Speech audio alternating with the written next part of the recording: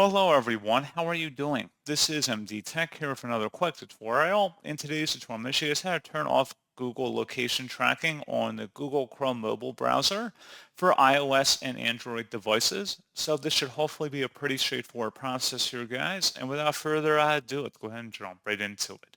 So all you have to do is select the three-dotted icon in the top right corner of the browser and go down and select the settings gear button. And then you want to scroll down underneath advanced, and you want to select the site settings tile. Underneath permissions, select location. And then if you want to disable location tracking, you just click inside the oval one time to block that. Otherwise, you can enable it if you toggle it to the right.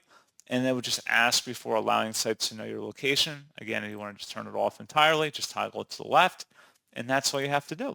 So pretty straightforward process, guys. And as always, thank you for watching. I do hope that I was able to help you out, and I do look forward to catching you all in the next tutorial. Goodbye.